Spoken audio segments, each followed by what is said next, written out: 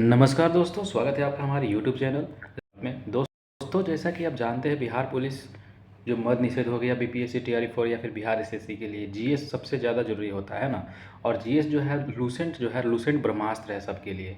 तो लूसेंट की शुरुआत हो चुकी है, यहाँ तक हम लोग कंप्लीट कर चुके हैं, ठीक ना। आप लोग देखिएगा, लूसेंट जो हम लोग यहाँ तक कंप्लीट कर चुके हैं। आज पढ़ना है हम लोग को वनस्पति विज्ञान। तो पेज नंबर 356 खोल लीजिएगा आप लोग। चलिए देखते हैं वनस्पति विज्ञान के बारे में।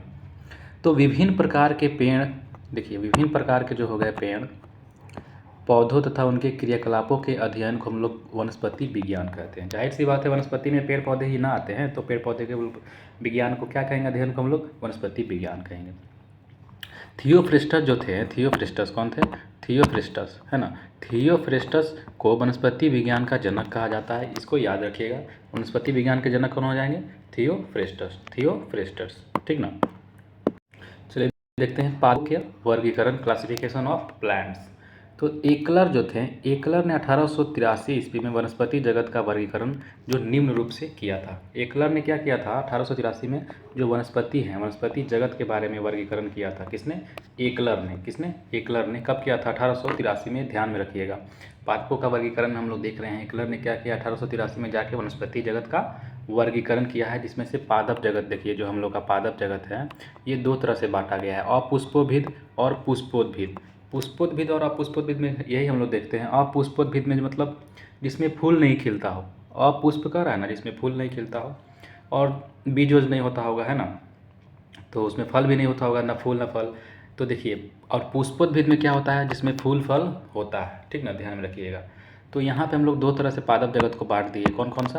पुष्पोद्भिद और अपुष्पोद्भिद। अब इसमें हम लोग देखते हैं जो अपुष्पोद्भिद होता है, क्रिप्टोगैम्स, इसमें थैलोफाइटा और ब्रायोफाइटा और टेरिडोफाइटा, तीन तरह से इसको बांटा गया है। अपुष्पोद्भिद में किसे किसे बांटा गया है? Thallophyta, bryophyta, pteridophyta. ध्यान में रखिएगा, है ना।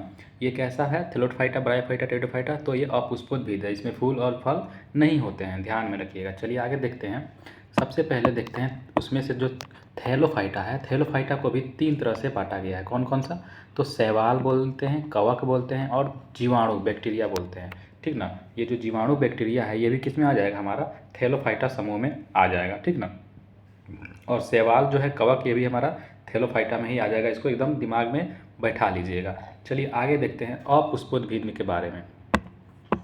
दोस्तों, तो अपुष्पोद्भिद पौधा क्या होता है? इस वर्ग के पौधों में पुष्प तथा बीज नहीं होते हैं, जैसा कि मैंने आपको बताया, और इन्हें निम्न समूहों में भी बांटा गया है, ठीक ना। जैसे हम लोग नीचे देखे थे, कौन कौन सा? थैलोफाइटा, ब्रायोफाइटा और टोरिडोफाइटा, जिसमें से थैलोफाइटा को भी तीन तरह पे बांटा गया है। शैवाल हो गया, कवक हो गया और जीवाणु हो गया, है ना। चलिए अब देखते हैं सबसे पहले वाला जो है शैवाल। शैवाल के बारे में देखते हैं हम लोग। शैवाल किसका है? तो थैलोफाइटा समूह का है। हम लोग देखे थे ना, यहाँ पे थैलोफाइटा समूह में था शैवाल, कवक और जीवाणु। तो थैलोफाइटा समूह का जो है शैवाल के बारे में देखते हैं हम लोग। तो शैवाल के अध्ययन को हम लोग फाइकोलॉजी कहते हैं। क्या कहते हैं? फाइकोलॉजी कहते हैं। शैवालों के अध्ययन को फाइकोलॉजी कहते हैं, ठीक ना। शैवाल जो होते हैं प्रायः पर्णहरित युक्त, संवहन उत्तक रहित, रहित मतलब नहीं, और आत्मपोषित जलीय जीव होते हैं, है ना। तो इसमें संवहन उत्तक होता है? नहीं होता है। इनका शरीर जो होता है सुकाय होता है। सुकाय मतलब एक जगह सिकुड़ा हुआ, एक जगह इकट्ठा रहता है ना, फैला हुआ नहीं रहता है। ऐसे मैंने मान के चलिए कोई भी चीज़ है वहाँ पे एक जगह रखा गया है, उसका जो हाथ पैर ये सब जो है जाने वाला, ये सब नहीं रहता है, एक जगह सुकाय रहता है। देखिए, तो इनका जो शरीर है सुकाय सदृश होता है, ठीक। और इसमें क्या होता है? पर्णहरित होता है, ठीक ना, ध्यान में रखिएगा। तो हम लोग देख लिए थे पर्णहरित के बारे में। पर्णहरित मतलब क्या हो गया हमारा? इंग्लिश में देखा जाए तो क्लोरोफिल बोलते हैं। क्लोरोफिल का काम जानते हैं क्या करता है? प्रकाश संश्लेषण के समय खाना बनाने में काम करता है पत्तियों में, है ना, पौधों में। तो ये जो होता है इसमें हम लोग क्या क्या देख लिए थे। तो ये हमारा पर्णहरित युक्त होता है। इसमें शैवाल में क्या होता है? प्रायः पर्णहरित युक्त होता है। इसमें संवहन उत्तक रहित होता है। ये में इसमें संवहन उत्तक नहीं होता है, क्लोरोफिल होता है। आत्मपोषी जलीय जीव ये होते हैं, ठीक ना। खुद से क्या करते हैं? जलीय जीव होते हैं, आत्मपोषण करते हैं। इनका शरीर सुकाय सदृश होता है, ठीक, जैसा कि मैंने बताया। आगे चलते हैं। शैवाल में जो प्रजनन होता है, शैवालों में प्रजनन कैसे होता है? देखिएगा, शैवाल जो होते हैं, शैवालों में तीन प्रकार से प्रजनन कर सकते हैं। कौन सा कौन सा? तो कायिक, जिसको बोलते हैं वेजिटेटिव, है ना। अलैंगिक, जिसको बोलते हैं असेक्सुअल, और लैंगिक, जिसको बोलते हैं सेक्सुअल। तो कायिक में जो होता है, हम लोग जानते हैं कायिक कोई भी चीज़ होता है, मान के चलिए आप जानते हैं, तो इसमें से जो है इसी का अंग छोटा सा एक निकलेगा यहाँ से, और फिर वही कट के फिर बाहर निकल जाएगा। तो ये हमारा एक अंग बन गया।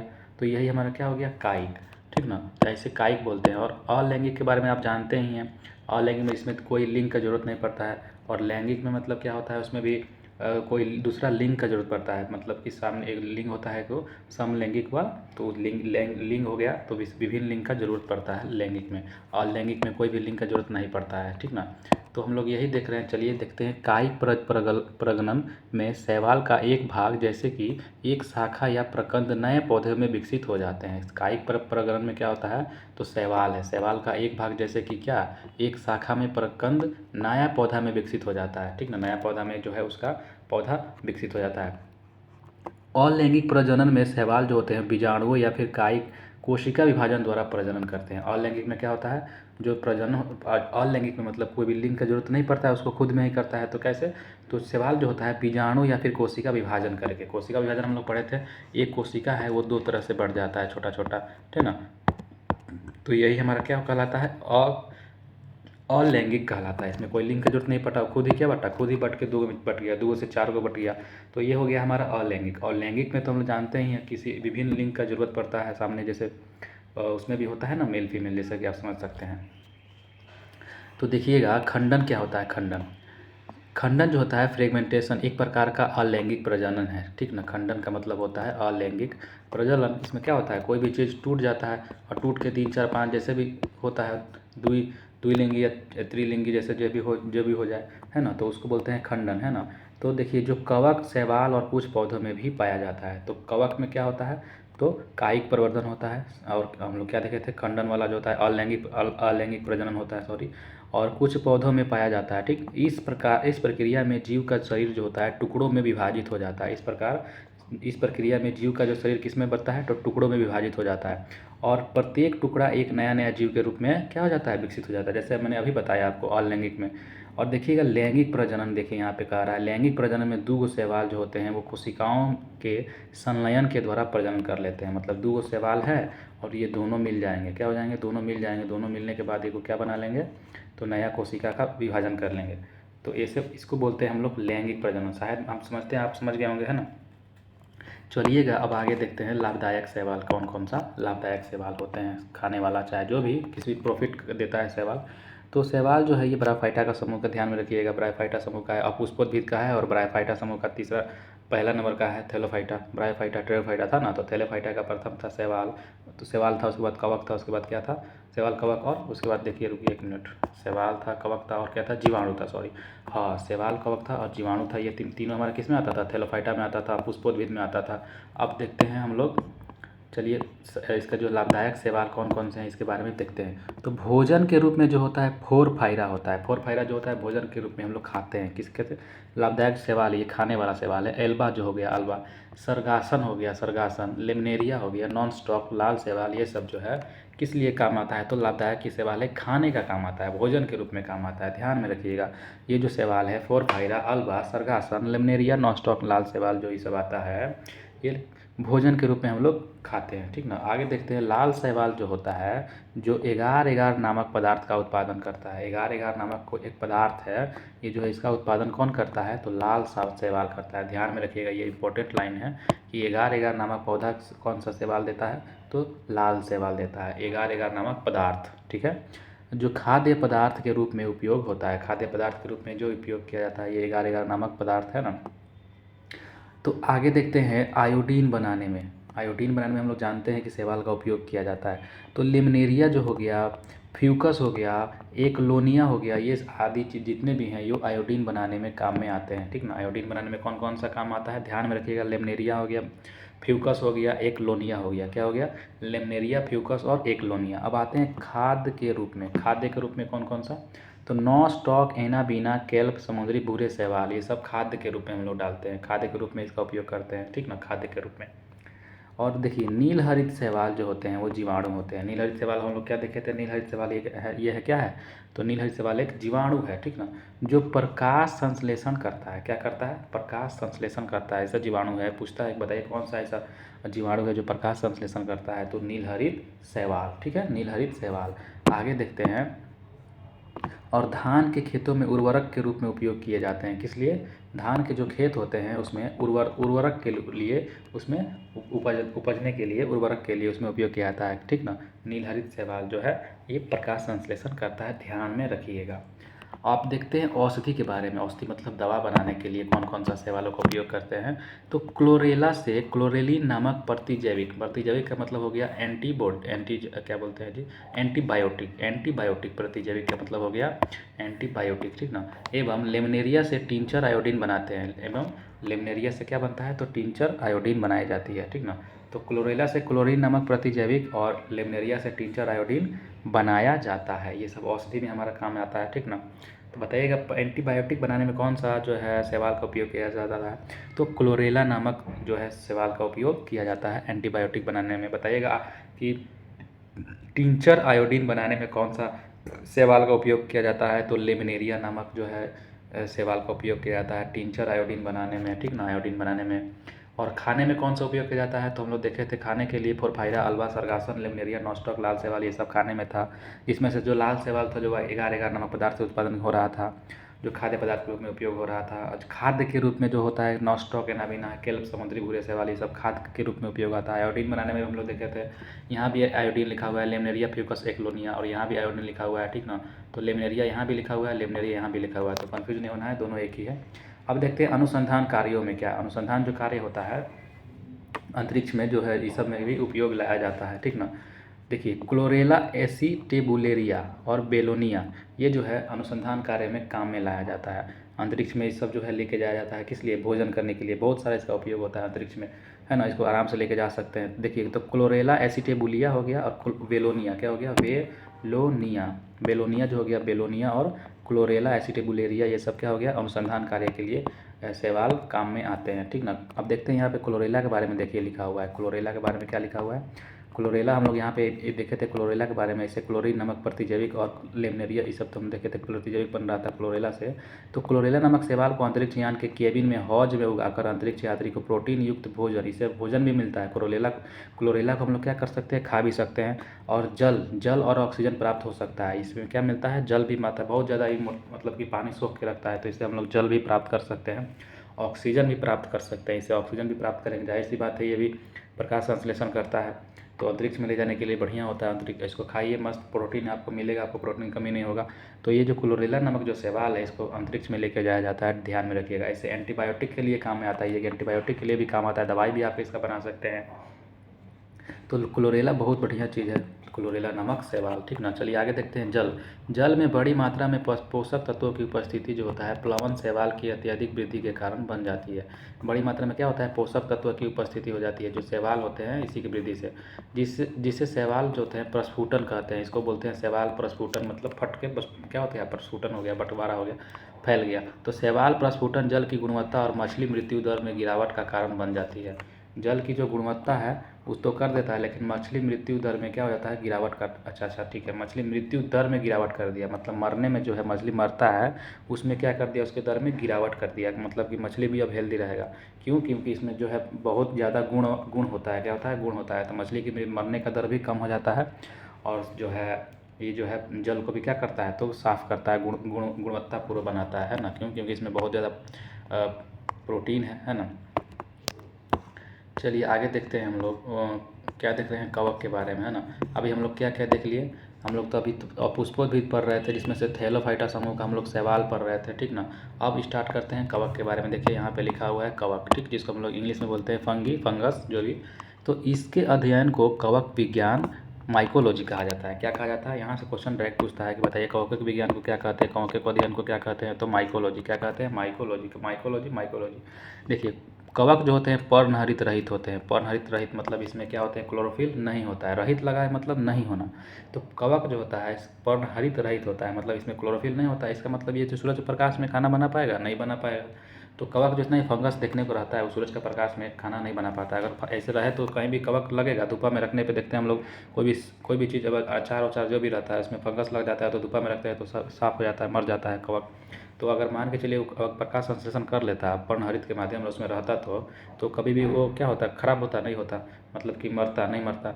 तो इसीलिए जो है उसमें पर्णहरित रहित होता है, मतलब क्लोरोफिल नहीं होता है, इसीलिए वो क्या होता है, मस्त मर जाता है धूपा में रखने से। संकेंद्रीय होता है, क्या होता है, कवक रहित होता है, संकेंद्रीय मतलब उसका जो केंद्र होता है संकेंद्रीय, उससे इकट्ठा होने के लिए वो होता है, मतलब एक जगह गोटा रहता है, नहीं समझ में, इकट्ठा रहता है। संवहन ऊतक रहित थैलोफाइट है। संवहन कैसा है, संवहन ऊतक रहित थैलोफाइट है, संवहन ऊतक रहित थैलोफाइट है, ठीक ना।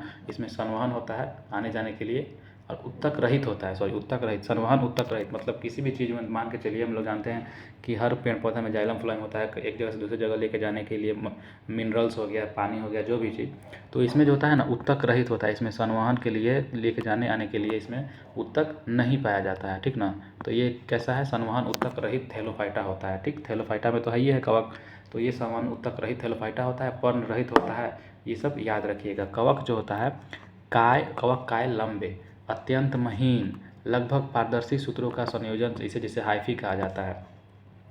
तो हाइफी मतलब जानते हैं क्या होता है, हाइफी मतलब जो कवक आप लोग देखे होंगे, जो कवक लगता है ऐसे ऐसे ऐसे ऐसे ढेर सारा फफूंदी जैसा लग जाता है, और यही जो है एक एक जो है यही हमारा हाइफी कहलाता है, ठीक ना। यही हाइफी कहलाता है। कवक जाल बनाने के लिए कई हाइफी एक दूसरे के चारों ओर लिपटे होते हैं, जैसा कि अभी बताया ना। कवक जो होता है हाइफी पतले नलाकार पारदर्शी सूत्र होते हैं, क्या होते हैं, हाइफी पतले नला आकार पारदर्शी सूत्र होते हैं, जो कई कवक या फिर तंतु द्वारा जीवद्रव्य से भरे रहते हैं और एक भित्ति से ढके होते हैं। कवक हाइफी निम्न प्रकार के होते हैं। कवक हाइफी के बारे में थोड़ा देख लेते हैं, ठीक ना। अगर बड़े बड़े एग्जाम में यहाँ से क्वेश्चन बनता है कवक हाइफी के बारे में। तो एसेप्टेड हाइफी क्या होता है, देखिएगा एसेप्टेड हाइफी। तो इसमें जो होता है केंद्रीय विभाजन के समय क्या होता है, कोरवाल या फिर सेप्टेट नहीं बनते हैं। असेप्टेट लिख रहा है ना, इसका मतलब इसमें सेप्टेट नहीं बनेगा, जाहिर सी बात है, कोरवाल या फिर सेप्टेट नहीं बनेगा। केंद्र विभाजन के समय, केंद्र में जो भी मान लीजिए इसका जो विभाजन होगा उसके बाद फैलेगा, तो उसमें क्या होता है, कोरवाल या फिर सेप्टेड नहीं बनता है। और इस तरह के हाइफी को हम लोग बहुकेंद्रीय कहते हैं। क्या कहते हैं, बहुकेंद्रीय कहते हैं। इस तरह के विभाजन को क्या कहते हैं, बहुकेंद्रीय कहते हैं। सेप्टेड हाइफी का मतलब क्या हो गया, तो इसमें जो है केंद्रीय विभाजन के बाद कोरवाल या फिर सेप्टेड बनते हैं। तो इसमें सेप्टेड लिख रहा है तो सेप्टेड बनेगा, इसमें असेप्टेड लिख रहा है तो इसका मतलब सेप्टेड नहीं बनेगा, जाहिर सी बात है। तो देखिए कोशिकाओं में एक दो या कई केंद्रक हो सकते हैं, कोशिकाओं में इसमें एक दो या फिर कई सारा केंद्रक हो सकते हैं। मशरूम क्या है, मशरूम एक कवक ही है। मशरूम हम लोग देखते हैं, मशरूम भी खाते हैं हम लोग, कोई कोई खाने वाला मशरूम जो होता है वो कवक है। ये आप लोग देखे हैं, कुकुरमुत्ता देखे होंगे रास्ते में, कहीं कहीं में बारिश के मौसम में देखने को मिलता है, तो वही हमारा क्या है, सभी कवक ही है, बड़ा बड़ा कवक। तो देखिए कुछ मशरूम जो होते हैं छत्रक जैसे होते हैं, छाता जैसा होता है, जिसे हम लोग देखे थे। औषधि के रूप में भी काम में लाया जाता है। मन प्रभावी कीटनाशी के रूप में छिड़काव में काम आता है, उसको घोर के आदमी कीटनाशी के लिए, कीड़ा मकोड़ा मारने के लिए छिड़क सकता है। जैव संदीप्तशील गुण होते हैं इसमें। जैव संदीप्तशील मतलब क्या हो गया कि अगर कीटनाशी में डाल दिया जाए तो उसका जो है जीवन जो रहेगा वो संदीप्तशील मतलब ठीक रहेगा, है ना। तो इसमें गुण रहता है, जैव संदीप्तशील गुण रहता है। आगे देखते हैं कवक। कवक में जो होता है संचित भोजन ग्लाइकोजेन के रूप में रहता है। किस में रहता है, यह भी बस मस्त लाइन है, बताइए, इसको याद रखिए। कवक में जो होता है संचित भोजन ग्लाइकोजेन के रूप में रहता है। किस में रहता है, ग्लाइकोजेन के रूप में रहता है, ठीक ना। हम लोग तो देखे थे कोशिका भित्ति होती है, ये काइटिन की बनी होती है। कवकों की कोशिका भित्ति किसकी बनी होती है, काइटिन की बनी होती है, ध्यान में रखिएगा। और जो कवक में जो संचित भोजन होता है किस रूप में रहता है, ग्लाइकोजन के रूप में रहता है, ठीक ना। चलिए आगे बढ़ते हैं, देखिएगा सैक्रोमाइसिस नामक जो कवक है, कैसा सा कवक, सैक्रोमाइसिस कवक, डबल रोटी के निर्माण में प्रयोग किया जाता है। जो हम लोग रोटी देखिए, पाव रोटी जिसको बोलते हैं, डबल रोटी मतलब पाव रोटी। तो पाव रोटी जो बनाने के लिए पहले क्या किया जाता है, उसमें उसको जो जो आटा रहता है उसको पहले क्या कहता है, उसको गूँथ के रख दिया जाता है, कब तक, उसको किण्वन करने के लिए। तो सैक्रोमाइसिस जो कवक उसमें डाला जाता है आटा में जो होता है, उसको क्या करने के लिए, उसको फुलाने के लिए। तो तब क्या होता है, वो फूल जाता है। तब उसके बाद उसका क्या बना जाता है, हम लोग पाव रोटी या फिर बोलते हैं डबल रोटी बनाया जाता है ना। कवक जो होता है पौधों में गंभीर रोग उत्पन्न भी करते हैं, ठीक ना। सबसे अधिक जो है हानि जो होता है रस्ट और स्मट से होता है। ये क्या है, रस्ट और स्मट, ये कवक वाला कवक है। और क्या करता है ये, पौधा वौधा में जब हो जाता है ना तो उसको बहुत ज़्यादा बीमारी मतलब कर देता है। और देखते हैं पौधा में हम लोग देखते हैं कि सड़ने लगता है, पत्ती झड़ने लगता है, चाहे कुछ भी, तो ये रस्ट और स्मट के कारण नहीं होता है, ठीक ना। इसका मतलब उसमें क्या लग गया है, कवक का बीमारी लग गया है। और हम लोग देखे थे डबल रोटी बनाने में किसका, तो सैक्रोमाइसिस नामक कवक का उपयोग करते हैं, ध्यान में ये सब रखना है। पौधों में कवक के द्वारा होने वाले प्रमुख रोग देखिए यहाँ पे दिया गया है। पौधों में होने वाले जो कवक से रोग होते हैं, तो देखिएगा, सरसों का जो सफ़ेद रस्ट रोग है, कौन सा रोग? सरसों का सफ़ेद जो है, सरसों में सफ़ेदी आ जाता है ना, आप लोग देखे होंगे सरसों खेत में अगर गए होंगे तब, कि उसमें सफ़ेदी आ जाता है हल्का हल्का उजला उजला टाइप से। तो यही होता है रस्ट के कारण, है ना, लिखा है ना यहाँ पे रस्ट। रस्ट और स्मट हम लोग दो कारण देखे थे। तो सरसों का जो सफ़ेद होता है ये रस्ट के कारण होता है। गेहूँ का जो ढीला हो जाता है वो स्मट के कारण होता है। तो गेहूँ का ढीला किसके कारण होता है? स्मट के कारण होता है। सरसों का सफ़ेद जो है रस्ट के कारण होता है। गेहूँ का जो किट्टू रोग है, किट्टू रोग, ये किससे होता है? ये भी इसी से ही होता है, ठीक ना। आलू आलू का जो अंगमारी रोग हो गया, ये भी जो है रस्ट और स्मट से ही होता है। गन्ने का जो लाल अपक्षय होता है, red rot of sugar cane, ये भी जो होता है गन्ने का लाल लाल हो जाता है ना, गन्ना आप लोग देखे होंगे बीच में लाल लाल हो जाता है, वो भी इसी से होता है, कवकों के कारण ही होता है। मूंगफली का टीका रोग भी कवक के कारण ही होता है। आलू का जो मस्सा रोग हो गया, एक और आलू का जो है मस्सा रोग हो गया। धान का भूरी अर्ध, क्या लिखा हुआ है? धान का भूरी अर्ध चित्ती रोग हो गया, धान का भूरी अर्ध चित्ती रोग। आलू का पिछला अंगमारी रोग हो गया। ये सब कवक के कारण होता है, ठीक ना, ध्यान में रखिए, कवक के कारण होता है। परांकुरों का डंपिंग रोग, परांकुरों का क्या होता है? डंपिंग रोग हो गया। जितना भी कोई भी फूल हो गया उसमें परांकुर में भी मतलब कि देखते हैं कि क्या होता है, वो परांकुर हो जाता है, मतलब उसमें निषेचन नहीं हो पाता है, तो डंपिंग, ये सब जो बीमारी हो जाता है उसमें परांकुरों का डंपिंग, ये किसके कारण होता है? तो कवकों के कारण होता है। देखिए नोट में लिख रहा है, एफला नामक जो विष है, जहर है, एफला नामक जहर, ये किससे बनाया जाता है? कवक से बनाया जाता है। एफला नामक जहर किससे बनाया जाता है? तो कवक से बनाया जाता है। चलिए आगे देखते हैं लाइकेन के बारे में। क्या? लाइकेन यह कवक तथा शैवाल दोनों से मिलकर बनती है।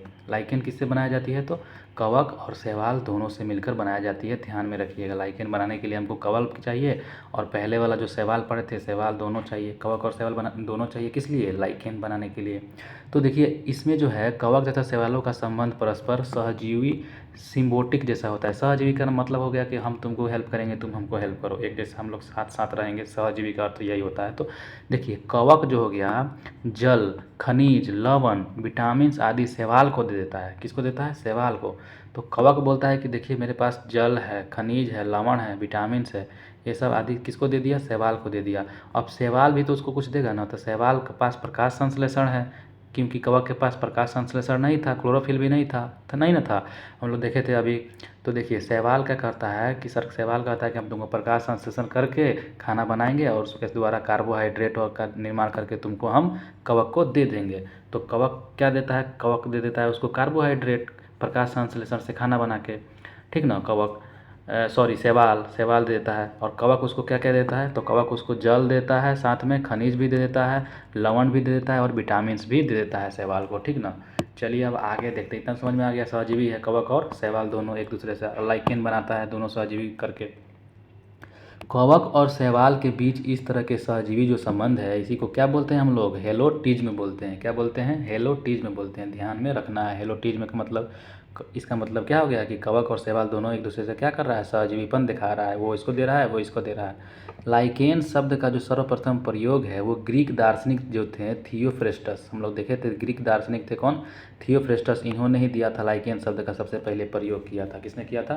तो लाइकेन शब्द का सबसे पहले प्रयोग करने वाले थे थियोफ्रेस्टस। कौन थे? थियोफ्रेस्टस। लाइकेन का जो अध्ययन है वो लाइकेनोलॉजी कहलाता है, ठीक है, नॉर्मल है। आकार एवं संरचना के आधार पर लाइकेन को 3 वर्ग में बांट दिया गया। अब देखिए लाइकेन को भी 3 वर्ग में बांट दिया गया है। कौन कौन सा लाइकेन? तो पहला है फ्रस्टोज, फेलियोज और फ्रूटिकोज।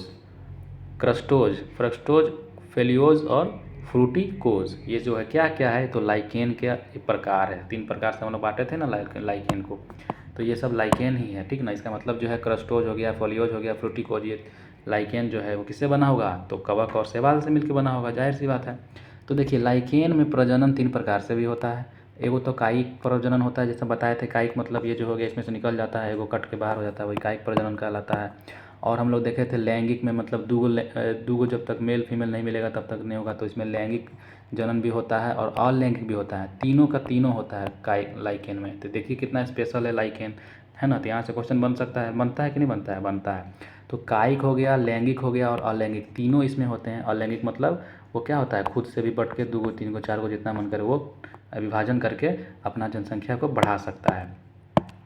तो कायिक जो लाइकेन जो है, लाइकेन में कौन कौन सा प्रकार हो गया प्रजनन का? तो कायिक हो ये गया, लैंगिक हो ये गया और अलैंगिक हो ये गया, यही ना 3 को हम लोग पढ़े थे। ये तीनों होता है किस में? तो लाइकेन में, लाइकेन जो है वायु प्रदूषण के संकेतक होते हैं। अगर देखिए लाइकेन जो होता है, पूछता है यहाँ से बताइएगा वायु प्रदूषित है, कौन सा ऐसा पौधा है जो बताएगा, तो लाइकेन बताता है। लाइकेन अगर कहीं पे मान के चलिए मतलब लगा हुआ है, ठीक ना, और वहाँ पे वो मुरझा रहा है, तो इसका मतलब समझ लीजिए कि वहाँ का प्रदूषण क्या है, बहुत खतरनाक है। तो बताइएगा दिल्ली में प्रदूषण है इतना, वहाँ पे लाइकेन कभी जमेगा? नहीं जन्मेगा। जहाँ पर वायु प्रदूषण अधिक होता है वहाँ पर लाइकेन नहीं उगते हैं, लिख दिया ना। देखिए सल्फर डाइऑक्साइड प्रदूषण का सर्वोत्तम सूचक है। क्या है? सर्वोत्तम सूचक।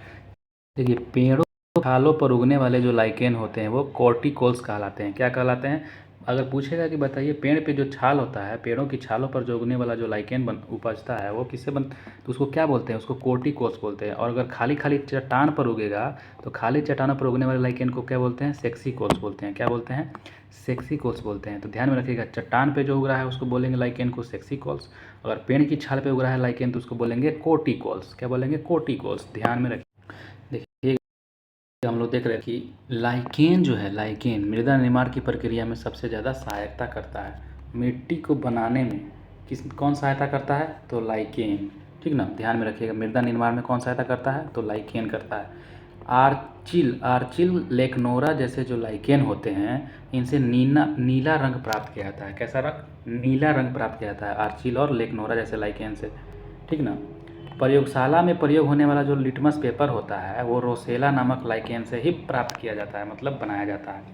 तो जो प्रयोगशाला में हम लोग देखते हैं लिटमस पेपर का यूज करते हैं, हम लोग सुने होंगे लिटमस पेपर का जो है वो जो रोसेला नामक लाइकेन से ही बनाया जाता है। किससे बनाया जाता है? रोसेला नामक लाइकेन से बनाया जाता है। ध्यान में रखिएगा, यहाँ से क्वेश्चन पूछ सकता है कि प्रयोगशाला में जो प्रयोग किया जाता है जो लिटमस पेपर, चाहे लिटमस पेपर कैसे बनाया जाता है, तो रोसेला नामक किससे बनाया जाता है? रोसेला नामक लाइकेन से बनाया जाता है। ठीक ना, रोसेला नामक लाइकेन से बनाया जाता है, ध्यान में रखना है। और हम लोग लाइकेन के बारे में क्या देख लिए थे कि लाइकेन जो है शैवाल कवक का बीज का कड़ी होता है, जो शैवाल और कवक के मिश्र से क्या बनता है? लाइकेन बनता है। ठीक ना। चलिए आगे देखते हैं। आगे देखते हैं लोबेरिया लिखा हुआ, क्या लिखा? लोबेरिया। लोबेरिया इर्बेनिया रेमेनिला, ये जो आदि जितना भी लाइकेन का उपभोग है, उपभोग मतलब यूज जो है इत्र बनाने में किया जाता है। क्या बनाने में? तो इत्र बनाने में, मतलब कि परफ्यूम बनाने में किया जाता है। लिबेरिया कौन कौन सा? देखिए फिर से ध्यान दीजिएगा, लोबेरिया हो गया, इग्वेनिया हो गया और रेमेनिला हो गया, ये सब जो है लाइकेन का उपयोग इत्र बनाने में किया जाता है। परमेलिया सेक्सटिलिस का जो उपयोग है मिर्गी की दवा बनाने में किया जाता है। देखिए बहुत इंपॉर्टेंट क्वेश्चन है कि मिर्गी का दवा बनाने में किस लाइकेन का उपयोग किया जाता है? परमेलिया सेक्सटिलिस। क्या नाम है? परमेलिया सेक्सटिलिस। परमेलिया सेक्सटिलिस, परमेलिया सेक्सटिलिस मिर्गी का दवा बनाने में परमेलिया सेक्सटिलिस का उपयोग किया जाता है। मिर्गी का दवा बनाने में परमेलिया सेक्सटिलिस का उपयोग किया जाता है। चलिए आगे देखते हैं। असनिया नामक जो लाइकेन है, असनिया नामक लाइकेन से प्रतिजैविक मतलब एंटीबायोटिक या फिर असनिक अम्ल प्राप्त किया जाता है। क्या किया जाता है? प्रतिजैविक या फिर असनिक अम्ल प्राप्त किया जाता है। किससे? असनिया नामक लाइकेन से प्रतिजैविक एंटीबायोटिक असनिक अम्ल भी प्राप्त किया जाता है असनिया से। ठीक ना, तो असनिक से तो असनिक अम्ल हो ही गया और इससे क्या है? एंटीबायोटिक भी बनाया जाता है। देखिए डायरिया जो हो गया, डायरिया, हाइड्रोफोबिया, पीलिया, काली खांसी आदि रोगों में जो उपयोगी कई प्रकार की जो औषधि होती है वो लाइकेन से ही बनाई जाती है। ठीक ना, ध्यान में रखना है। कई लाइकेन जो होते हैं खाद्य पदार्थ के रूप में प्रयोग किए जाते हैं। ठीक ना, खाद्य पदार्थ में प्रयोग किया जाता है। देखिए रेंडियर मॉस, ये क्या है? लाइकेन ही हो गया। Reindeer moss. क्लेडोनिया को आर्कटिक भाग में भोजन के रूप में प्रयोग किया जाता है। कहाँ पर? आर्कटिक भाग हम लोग देखे थे ना, आर्कटिक कहाँ है? सबसे ऊपर है हम लोग का, है ना, रूस के ऊपर जाइएगा तो आर्कटिक महासागर मिलता है, तो आर्कटिक भाग वही हमारा हो गया। तो वहाँ पे जो है रेंडियर मॉस और क्लेडोनिया जो है वहाँ का लोग जो है आर्कटिक भाग के लोग भोजन के रूप में इसका उपयोग करते हैं। किसका किसका? रेंडियर मॉस और क्लेडोनिया का जो है कहाँ का भाग, कहाँ के लोग? तो आर्कटिक भाग के जो लोग होते हैं उसका उपयोग भोजन के रूप में करते हैं। आइसलैंड जो मॉस हो गया आइसलैंड मॉस को स्वीडन, नॉर्वे तथा आइसलैंड जैसे यूरोपीय दशा में केक बनाने के उपयोग में लाया जाता है। तो केक बनाने के लिए कौन सा जो है लाइकेन का उपयोग किया जाता है? तो आइसलैंड मॉस का। किसका? आइसलैंड। तो ठंडा ठंडा केक हम लोग बनाते हैं फ्रिज में रख के, तो आइस का उपयोग करते हैं। तो ऐसे याद करने के लिए बता रहे हैं, आइसलैंड मॉस का उपयोग हम लोग केक बनाने में करते हैं। ठीक है। और रेंडियर और क्लेडोनिया का उपयोग हम लोग भोजन बनाने के लिए करते हैं। हम लोग नहीं, कौन करता है? आर्कटिक भाग के लोग, आर्कटिक भाग के लोग। आगे देखते हैं। जापान के जो निवासी होते हैं एंडोकार्पन का उपयोग सब्जी के रूप में करते हैं। एंडोकार्पन लाइकेन का उपयोग जो है जापान के लोग किस लिए करता है, सब्जी वब्जी बनाने के लिए करता है। और दक्षिण भारत, हम लोग नीचे वाला जो है दक्षिण भारत के लोग परमेलिया का जो उपयोग वह सालन या फिर करी बनाने में के रूप में किया जाता है। करी बनाने के लिए कहाँ के लोग करते हैं, भारत के दक्षिणी हिस्से के लोग हैं, दक्षिण भारत के लोग परमेलिया नमक जो है इसका उपयोग करी बनाने के लिए किया जाता है, ध्यान में रखिएगा। चलिए अभी 2 तो हम लोग पढ़ लिए, कौन कौन सा पढ़ लिए, तो ब्रायोफाइटा में हम लोग 2 देख लिए, कवक देख लिए और शैवाल देख लिए। अब क्या देखना है, तो अब बैक्टीरिया जीवाणु को देखना है ना, तीसरा नंबर का। तो चलिए इसको भी कंप्लीट कर लेते हैं।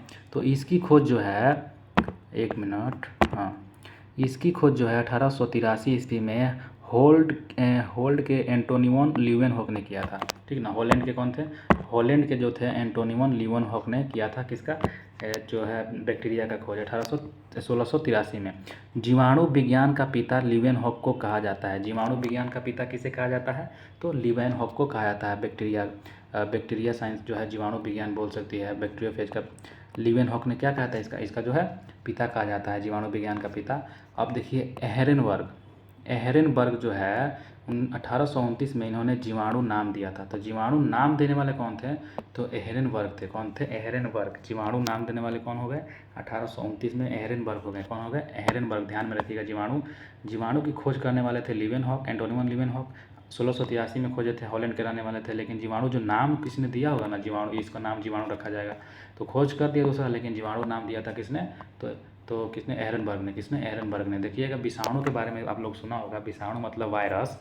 तो विषाणु और क्या होता है, विषाणु और जीवाणु में बहुत अंतर होता है। देखिएगा तो विषाणु के बारे में क्या लिख रहा है। तो विषाणु की खोज रूस के वैज्ञानिक थे इवानोव्स्की ने ही किया था। रूस के विषाणु का जो है वैज्ञानिक किसने किया था, तो इवानोव्स्की ने किया था, है ना। किसने किया था, हाँ, तो इवानोव्स्की ने किया था। चलिए आगे देखते हैं। इन्होंने 1892 ईस्वी में किया था। तंबाकू के जो मोज़ेक रोग, तंबाकू में एक रोग होता था। तंबाकू मतलब जो खैनी का जो हम लोग देखते हैं, जो उसका जो पौधा उगाया जाता है, पत्ती, उसी का ना खैनी बनता है। तो जो तंबाकू होता है, तंबाकू में एक रोग हो गया था, मोज़ेक रोग। ठीक ना। अब उसने क्या किया, इसका पता किया, किसने, इवानोव्स्की ने, कि जो क्यों हुआ है। तो इसकी प्रकृति पहले सजीव और निर्जीव दोनों प्रकार की होती है। किसकी प्रकृति, विषाणु की प्रकृति। विषाणु जो होता है ना, वो ऐसा अगर निर्जीव जगह पर रहेगा, तो निर्जीव मतलब कि ऐसे नॉर्मल सतह पे रहेगा कहीं पे, तो जब तक उसको कोई जीव जंतु ना मिल जाए कहीं वास होने के लिए, तब तक वो निर्जीव रूप में पड़ा रहता है। 5-7 दिन, जितना दिन भर रह जाए, मर जाता है। लेकिन कुछ दिन बाद कोई होता है वायरस की, हज़ारों लाखों साल तक वहीं रह जाएगा, जब तक उसको नहीं मिलेगा कोई ना कोई जीव अंदर प्रवेश करने के लिए। तो जब वो प्रवेश कर जाता है ना, तब उसमें क्या आ जाता है, उसमें जान आ जाता है, वो बन जाता है अब सजीव का काम करने लगता है। अंदर घुसते ही वो सजीव का काम करने लगता है। जैसा कि हम लोग देख रहे थे कि कोरोना वायरस जो आया था, सारा का सारा क्या हो रहा था, हम लोग बोले थे कि सैनिटाइजर का उपयोग कीजिए, काहे कि कहीं भी हम लोग हाथ रख रहे हैं, वहाँ भी हो सकता है विषाणु, मतलब कोरोना का वायरस हो सकता है। फिर उसको हम लोग यूज करेंगे खाने पीने में, चाहे कुछ भी इधर उधर से, तो अगर शरीर के अंदर घुस गया फिर वो जिंदा हो जाएगा। ऐसे तो कहीं पड़ल है तो मरल है। तो इसीलिए 7 दिन तक ये जो कोरोना वायरस का जो वायरस होता था, वो 7 दिन तक जीवित रहता था नॉर्मल सतह पे कहीं पे। तो ठीक ना, कोई होता है कि जो हज़ारों साल तक नहीं मरता, लेकिन ये जो 7 दिन का समय था इसका। आगे देखते हैं। इसी कारण इन्हें सजीव और निर्जीव की कड़ी भी कहा जाता है। सजीव निर्जीव का कड़ी किसे कहा जाता है, तो विषाणु को। और कवक थे और शैवाल का कड़ी किसे कहा जाता है, तो लाइकेन को हम लोग देखे थे। तो इवानोव्स्की को याद रखना है, विषाणु की खोज किया था 1892 में। तंबाकू मोज़ेक रोग जो है, तंबाकू के रोग पर इसने जो मोज़ेक रोग हो गया था, तंबाकू का मोज़ेक रोग, उसी पे इसने क्या किया था, अपना खोज किया था। आगे देखते हैं। विषाणु के निर्जीव होने के एक लक्षण। देखिए कि विषाणु निर्जीव है, ये कौन कौन सा लक्षण बताता है। तो देखिए अभी जो बताया हम आपको, ये कोसा रूप में नहीं होता है। कोसा रूप में मतलब कि क्या हो गया जी, देखिए ये जो कह रहा है कोसा, जो मतलब कि इसमें कोशिका जो होता है, इसमें कोशिका नहीं होता है, ठीक ना। इसमें जो है कोशिका में जो साइटोप्लाज्म, ये सब जो है जीवद्रव्य, ये सब नहीं पाया जाता है। तो ये क्या, निर्जीव का एक लक्षण हो गया। और देखिए इनको जो है क्रिस्टल बनाकर निर्जीव पदार्थ की भांति बोतलों में भी भरकर वर्षों तक रखा जा सकता है। मतलब इसका जो है, इसको मतलब पकड़ के क्रिस्टल बना के चाहेंगे तो बोतल में रख सकते हैं वो, और निर्जीव बना के उसको क्या कर सकते हैं, हज़ारों साल तक, मतलब इसको हम लोग चाहेंगे तो बोतल में भरकर रख लेंगे। तो ये क्या हो जाएगा, निर्जीव है तभी ना, नहीं मर रहा है। लेकिन अगर इसमें क्या हो जाएगा, हम लोग कोई सजीव का लक्षण क्या क्या है, देखिए। तो इनके ऊपर न्यूक्लिक अम्ल का जो द्विगुणन होता है, इसमें जो है अम्ल जो है न्यूक्लिक अम्ल, इसका क्या होता है, द्विगुणन होता है। क्या होता है, द्विगुणन। ऐसे करके 1 से 2, फिर 2 से 4, तो ये जो होता है द्विगुणन ऐसे बोलते हैं। तो न्यूक्लिक अम्ल का क्या होता है, द्विगुणन होता है। किसी जीवित कोशिका में जब पहुंचते ही इसका जो ये सक्रिय हो जाते हैं, मतलब ये जिंदा हो जाते हैं और एंजाइमों का संश्लेषण करने लग जाते हैं। संश्लेषण मतलब उसका यूज करने लग जाते हैं, संश्लेषण करने लग जाते हैं शरीर का एंजाइमों का। परपोषी विकृति के अनुसार विषाणु 3 प्रकार के होते हैं। परपोषी जो होते हैं मतलब किसी दूसरे पर निर्भर रहता है ये सब। तो इस प्रकार का विषाणु जो होता है 3 प्रकार का होता है, ठीक। पादप विषाणु भी होता है जो पादप में लगता है, जो हम लोग देखे थे मोजैक रोग जो था, तंबाकू के ऊपर लग जा रहा था, उसको सुखा रहा था, उसको मतलब उसको क्या कर रहा है, उसको खा रहा है तब ना उसको सुखा रहा है। तो पादप विषाणु, इनकी न्यूक्लिक अम्ल जो है आरएनए होता है। क्या होता है, आरएनए होता है इसका न्यूक्लिक अम्ल। और जंतु विषाणु जो होता है इनमें डीएनए या फिर कभी कभी आरएनए भी पाया जाता है। तो जंतु विषाणु में डीएनए और आरएनए पाया जाता है, डीएनए और कभी कभी आरएनए भी इसमें पाया जाता है जंतु विषाणु में। आगे देखते हैं हम लोग बैक्टीरियोफेज या फिर जीवाणु भोजी जिसको बोलते हैं, ठीक ना। तो ये केवल जीवाणुओं में आश्रित रहते हैं। कहाँ, तो केवल जो है जीवाणु में ये आश्रित रहते हैं। ये जीवाणुओं को मार डालते हैं और इनमें डीएनए पाया जाता है। किसमें, इनमें डीएनए पाया जाता है।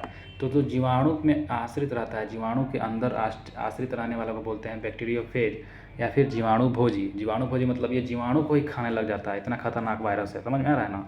तो ये जीवाणु को मार के उसमें रहता है, ठीक ना, उसके अंदर।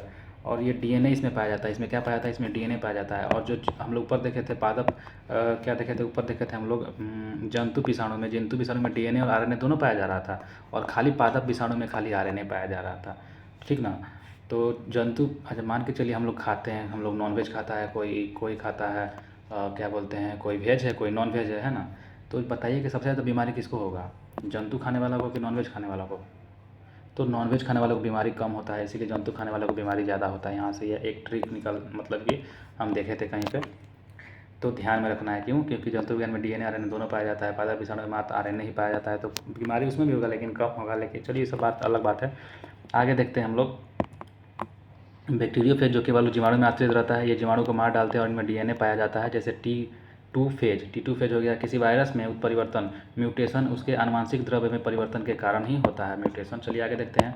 नोट में कह रहा है जिस विषाणु में आरएनए आनुवांशिक पदार्थ होता है उसे हम लोग रेट्रो विषाणु कहते हैं। जिस विषाणु में आरएनए आनुवांशिक पदार्थ होता है उसे हम लोग रेट्रो विषाणु कहते हैं। क्या कहते हैं, रेट्रो विषाणु कहते हैं, ठीक ना। तो ध्यान में रखिएगा। आगे चलते हैं। 1843 से 1910 इसमें रॉबर्ट कोच ने कॉलरा तथा तपेदिक की जीवाणुओं की खोज की तथा इस रोग का जन्म सिद्धांत बताया था। किसने बताया था, तो 1812 से 92 ईस्वी में लुई पाश्चर जो थे, आप लोगों ने नाम सुना होगा लुई पाश्चर का, जिसने रेबीज का टीका का खोज किया था। और जो है दूध के पाश्चराइजेशन का भी इन्होंने ही खोज किया था। किसने, लुई पाश्चर ने। कब, 1812 से 92 तक इनका समय था। 12 से 92 लगभग 80 साल तक जीवित रहे थे क्या। हाँ। आकृति के आधार पर जीवाणु कई प्रकार के होते हैं, ठीक है। जीवाणु के बारे में, छड़ आकार जीवाणु होता है, यह छड़नुमा या फिर बेलन आकार का भी हो सकता है। गोलाकार जो गोल गोल होते हैं छोटे छोटे जीवाणु, कोमा आकार के होते हैं ऐसे करके, ये सब जीवाणु होते हैं ऐसे ऐसे ऐसे ऐसे, ये कोमा के आकार के होते हैं। विब्रियो जिसको बोलते हैं, कोमा के आकार को उसको क्या बोलते हैं, यहाँ से क्वेश्चन आया था एक बार, हम देखे थे कि बताइए कोमा के आकार के जो है जीवाणु को और क्या नाम है, तो विब्रियो इसका नाम है। क्या नाम है, विब्रियो है। अंग्रेजी में चिन्ह जो है कोमा के आकार के उदाहरण है विब्रियो, कोलेरी आदि ये सब, ठीक ना। सर्पीला आकार मतलब सांप के जैसा ऐसा ऐसा ऐसा ऐसा ऐसा ऐसा होता है। तो स्प्रिलियम जो है स्प्रिंग या फिर स्क्रू के आकार के होता है सर्पीला क्रॉस, मैंने स्प्रिंग ऐसा ऐसा ऐसे ऐसे होता है ना, स्प्रिंग ऐसा ही होता है, सांप जैसा।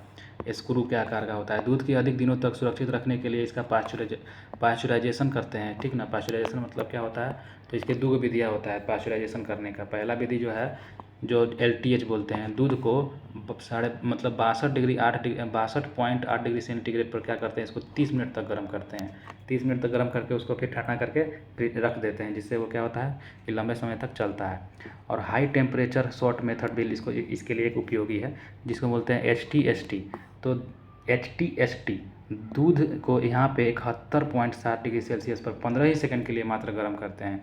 तो अगर आप टेम्परेचर ज़्यादा बढ़ा के गर्म करते हैं तो थोड़े समय में भी वो क्या हो जाता है, पाश्चराइज हो जाता है, मतलब उसमें सारा बैक्टीरिया मर जाता है। उसके बाद ठंडा करके आप उसको कहीं भी लेके जा सकते हैं, 3-4 दिन 5-7 दिन तक वो यूज में आ जाता है।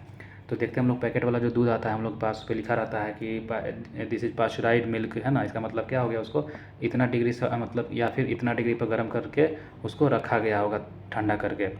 तो देखिए बस 62.8 डिग्री सेल्सियस पर कितना गर्म किया जाता है, तो 30 मिनट गर्म किया जाता है। अगर 71.7 डिग्री पर गर्म करेंगे तो मात्र 15 ही सेकंड गर्म करेंगे। दोनों का दोनों विधि उपयोग में लाया जा सकता है, जिसको जैसा करना होगा। तो देखिए यहाँ पे दिया हुआ है एनाबीना तथा नॉन स्टॉक।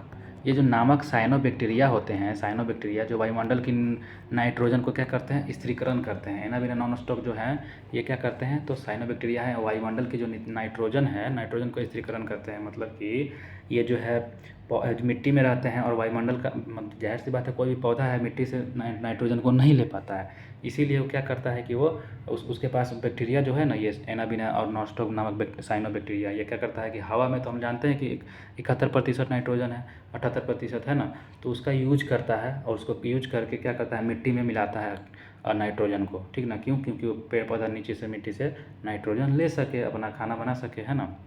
तो वही है, नाइट्रोजन स्थिरीकरण करने का काम कौन करता है, तो एनाबीना नॉन स्टॉक ये क्या है, नामक साइनोबैक्टीरिया है, ठीक ना, जो वायुमंडल से नाइट्रोजन को क्या करता है, ज़मीन में स्थिरीकरण करता है, स्थिरीकरण करता है, ठीक।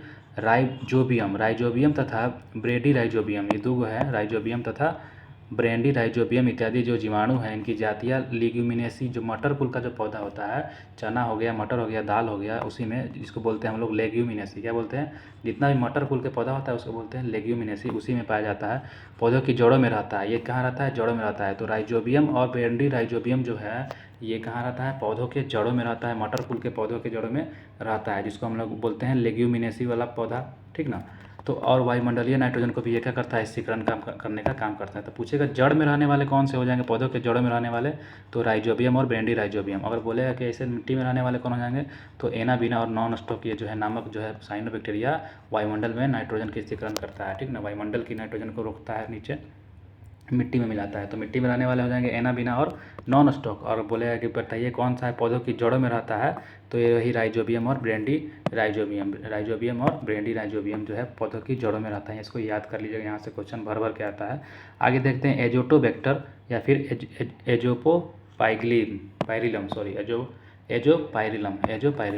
एजोटोबैक्टर, एजोपाइरिलम तथा क्लोस्ट्रीडियम जीवाणु की जो कुछ जातियां हैं स्वतंत्र रूप से मिट्टी में निवास करती हैं। वह मिट्टी के कणों के बीच स्थित वायु व नाइट्रोजन को स्थिरीकरण करती है। तो ये जो है एजोटोबैक्टर और एजोपाइरिलम और क्लोस्ट्रीडियम जो है जीवाणु, ये मिट्टी के जो है फटा हुआ, मान के चलिए मिट्टी में कहीं फटा हुआ रहता है, उसी में ये क्या करता है, रहता है, और मिट्टी के कणों को क्या करता है, बीच में रह के स्थित वायु को नाइट्रोजन को स्थिरीकरण करता है। तो ऊपर वाला हम लोग देखे थे, जो कहाँ पे देखे थे, हाँ, ये जो था राइजोबियम और ब्रेंडी राइजोबियम, ये तो पौधों की जड़ों में रहता है। और जो है एनाबीना और नॉन स्टॉक है, ये कहीं भी रह सकता है, कहीं भी रह सकता है, ठीक ना, इसके लिए कोई पाबंदी नहीं है। और मिट्टी में जो रहने वाले हैं, मिट्टी में से रहने वाले हैं, ये तीनों हम लोग अभी देखे, जो एजोटोबैक्टर देखे थे, एजोपाइरिलम देखे थे और क्लोस्ट्रीडियम देखे थे। ये जीवाणु जो थे मिट्टी में निवास करते हैं और क्या करते हैं, नाइट्रोजन का स्थिरीकरण करने वाले होते हैं। तो ये तीनों को आप याद कर लीजिएगा, एक बार इसको ध्यान में रखिएगा, तीनों को जो है ना, मिट्टी जो कहीं भी रह सकता है, एनाबीना नॉन स्टॉक वाला जो है, और राइजोबियम ब्रेंडी राइजोबियम वाले जो होते हैं पौधों की जड़ों में स्पेशल रहते हैं। और जो मिट्टी में रहने वाले कौन हो जाएंगे, तो एजोटोबैक्टर, एजोपाइरिलम और क्लोस्ट्रीडियम। चलिए आगे देखते हैं दोस्तों। जीवाणु की कुछ जातियाँ स्वतंत्र रूप से मिट्टी में निवास करती है, तो हो गया। चर्म उद्योग में चमड़े से बालों और वसा हटाने का कार्य जो है वो जीवाणुओं के द्वारा किया जाता है। बताइए, जहाँ पे चर्म उद्योग है, चर्म उद्योग, वहाँ पे जो है चमड़ा से अगर बालों को साफ़ करना होगा, उसके लिए हम लोग बैक्टीरिया का उपयोग करते हैं। कभी सुना है आप लोगों ने, बैक्टीरिया से हम लोग चमड़ा को साफ़ भी कर सकते हैं। तो इसे चमड़ा कमाना या फिर टेनिंग कहते हैं। क्या करते हैं, चमड़ा कमाना या फिर टेनिंग। आप लोगों ने सुना होगा टेनिंग के बारे में, है ना। अचार, मुरब्बा, शरबत को शक्कर की गाढ़ी चाशनी में या फिर अधिक नमक में रखते हैं। क्यों रखते हैं बताइए, ताकि जीवाणुओं का क्या हो जाए, संक्रमण हो, मतलब उसमें जो है जीवाणु अगर घुसे उसमें ख़राब करने के लिए, तो उससे क्या हो जाए, जीवाणुओं का जीव जो है अंदर का जो है जीव का द्रव्य कुंचन हो जाए, जीव द्रव्य का क्या हो जाए, द्रव्य कुंचन हो जाए, मतलब उसमें का जो है जीव का जितना भी है उसका द्रव्य क्या निकल जाए, बाहर निकल जाए। हम लोग देखते हैं कि कोई भी चीज़ में नमक डालते हैं तो पानी सोख लेता है, कहीं भी, चाहे हम लोग अगर देखे थे ना, केंचुआ हो गया, चाहे जोंक को देखे होंगे आप लोग, जोंक, तो वहाँ उस पर नमक डालने पे वो क्या होता है, छटपटाने लगता है, मतलब उसके अंदर का जो पानी रहता है वो सोखने लगता है नमक, इसीलिए वो छटपटाने लगता है। तो नमक हो गया, चाहे शक्कर हो गया, चाहे मुरब्बा, शरबत, ये सब में शक्कर चाहे नमक डाला जाता है चाशनी में। क्यों डाला जाता है, क्योंकि वो क्या करता है, पानी को सोखता है। तो जो बैक्टीरिया के अंदर का जो द्रव्य है, पानी है, उसको ये सोखने का काम करता है नमक। इसीलिए क्या होता है, नमक हम लोग डालते हैं मुरब्बा, ठीक इस क्या बोलते हैं, अचार में, और हर मुरब्बा में हम लोग डाल देते हैं शक्कर, चीनी डालते हैं। इसीलिए डालते हैं, क्यों? क्योंकि वो जो है बैक्टीरिया उसमें अगर आए, प्रवेश करे, तो उसको क्या करे, उसको नष्ट कर दे। उसको क्या करे, नष्ट कर दे। क्यों, कैसे कर दे? तो द्रव्य का उसका जो है सोख ले, उसमें का उसका पानी सोख ले, तो इसलिए मर जाएगा वो। तो इसीलिए अचार मुरब्बा बहुत अधिक दिनों तक क्या होता है, ख़राब नहीं होता है, ठीक ना। चलिए आगे देखते हैं। शीत संग्रहालय, कोल्ड स्टोरेज का नाम आप लोगों ने सुना होगा कि शीत संग्रहालय क्या होता है। तो न्यून टेम्परेचर -10 डिग्री सेल्सियस से लेकर -18 डिग्री सेल्सियस तक सामग्री को संचयन, मतलब वहाँ पे इकट्ठा करके रखा जाता है शीत संग्रहालय में, कोल्ड स्टोरेज में। आप लोगों ने देखा होगा। तो वहाँ पे कितना डिग्री सेल्सियस टेम्परेचर बना के रखा जाता है? तो -10 से लेके -18 के बीच में वहाँ पे टेम्परेचर रखा जाता है, ठीक ना। इससे ज़्यादा हो जाएगा तो फिर कोई फ़ायदा नहीं है वहाँ पे रखने से। तो देखिए इतना इतना तो हम लोग समझ में आ गया, ठीक ना, बैक्टीरिया के बारे में। अब आगे चलते हैं। हम लोग का क्या क्या देख लिए थे। हम लोगों ने देखा था अपुष्पोद्भिद में देखे थे हम लोग। अपुष्पोद्भिद में हम लोग देख लिए थे थैलोफाइटा समूह का, शैवाल, कवक और जीवाणु देख लिए थे। अब हम लोग को देखना है ब्रायोफाइटा और टेरिडोफाइटा, ये दोनों को देखना है। चलिए आगे देखते हैं। यहाँ पे देखते हैं दोस्तों, जो ब्रायोफाइटा है, यह सबसे सरल स्थलीय पौधों का समूह है, ठीक ना, सबसे सिंपल है। इस प्रभाग में लगभग 25,000 जातियाँ सम्मिलित है ब्रायोफाइटा में। तो सबसे ज़्यादा हमको लग रहा है 25,000 जातियाँ हैं ब्रायोफाइटा में ही होता है। बताइएगा, इसमें जो है, इसमें फूल है? ब्रायोफाइटा में फूल खिलता है? नहीं खिलता है। क्यों नहीं खिलता है? क्योंकि हम लोग पढ़े थे, यह पुष्पोद्भिद में आता है, ठीक ना। तो ब्रायोफाइटा में भी फूल नहीं खिलता है। इसमें संवहन उत्तक अर्थात जाइलम और फ्लोएम का पूर्णतः अभाव होता है। मतलब इसमें जो जाइलम फ्लोएम क्या काम करता है, तो जाइलम जो है नीचे से जड़ से पौधों के मतलब की टहनियों में जल लेके जाने का काम करता है। कौन? जाइलम। फ्लोएम का करता है, फ्लोएम का काम है कि अगर पत्तियों में जो खाना बन गया, भोजन बन गया, उसको सारा जगह पहुंचाने का काम करता है फ्लोएम। मिनरल्स को पहुंचाने का काम करता है फ्लोएम, है ना। तो जाइलम फ्लोएम को आप लोग बारे में जान गए। तो यह बोल रहा है कि इसमें जाइलम फ्लोएम नहीं होता है। क्या होता है? पूर्णतः इसमें अभाव होता है, ठीक। इस समुदाय को जो है वनस्पति जगत का उभयचर कहते हैं, एम्फीबिया कहते हैं। मतलब ये जो है ज़मीन में भी रह सकता है, पानी में भी रह सकता है। किसे? तो ब्रायोफाइटा को, ठीक ना। जो इसको क्या बोलते हैं, एम्फीबिया वर्ग में रखा गया है, ठीक ना, ब्रायोफाइटा को। इस समुदाय के पौधे जो होते हैं मिट्टी के अपरदन को रोकने में सहायता करते हैं। मिट्टी जो है, हम लोग देखते हैं कि मिट्टी में क्या होता है, खदरता है, मतलब ये कट कट के वो पानी के माध्यम से बह जाता है ना। अगर पानी बह रहा है तो नदी नाला में जो भी, तो मिट्टी को खदार देता है, खदार के काट के बाहर उसको क्या करता है, काटने लगता है मिट्टी को। तो मिट्टी को जो है, मृदा को अपरदन को ये रोकता है। कौन? ब्रायोफाइटा वाला पौधा। वहाँ पे लगा दीजिएगा तो मिट्टी को नहीं काटेगा, पानी बहेगा तो वही कहता है, इसका काम में रोकने के काम में आता है, ठीक ना। एस्फेगनम, देखिए एस्फेगनम नामक जो मॉस है, अपने स्वयं के भार से 18 गुना अधिक भार सोखने की क्षमता रखता है। जो एस्फेगनम है, ये क्या है, एस्फेगनम नामक जो मॉस है, अपने स्वयं के जो भार से 18 गुना अधिक पानी सोख लेता है, ठीक ना। 18 गुना, 1 किलो है क्या, तो 18 किलो पानी रखेगा। तो बहुत ही उपयोगी है। इसीलिए इसको जो है माली इसका उपयोग पौधा को एक स्थान से दूसरे स्थान तक लेके जाने में इसका उपयोग करेगा, ठीक ना। पानी उसमें डालते नहीं रहेगा, बार बार उसमें पानी डालते रहेगा। तो इससे अच्छा सोचता है कि इसको जो है, मान के चलिए कोई पौधा को एक जगह दूसरी जगह लेके जाना है, तो उसके जो उसको उठाएगा, उसके जड़ के पास उसको रख देगा, उसमें यूज कर देगा, और वो 18 गुना तक पानी सोखे रहता है। तो आराम से उसको जो है पानी मिलते रहता है उसके मतलब पौधे को। इसीलिए उसको एक जगह से दूसरी जगह लेके जाने में वो सूखने से बचाने के लिए करता है स्फेगनम नामक मॉस का उपयोग, ठीक ना। ध्यान में रखिएगा, 18 गुना पानी सोख लेता है। स्फेगनम नामक मॉस जो है, इसका प्रयोग ईंधन के रूप में भी किया जाता है, ठीक ना। ईंधन मतलब जलावन के रूप में भी इसका उपयोग किया जाता है। स्फेगनम मॉस का जो प्रयोग है एंटीसेप्टिक के रूप में भी किया जाता है, ठीक ना। एंटीसेप्टिक, अगर हम लोग जानते हैं एंटीसेप्टिक जो है, इसका जो मतलब बनता है ना, मलहम होता है एंटीसेप्टिक, तो वही उसी का उपयोग हम लोग एंटीसेप्टिक के रूप में करते हैं। एंटीसेप्टिक कब उपयोग करते हैं? जला कटा कहीं भी उपयोग होता है, उसकी जगह पे हम लोग एंटीसेप्टिक का उपयोग करते हैं, ठीक ना।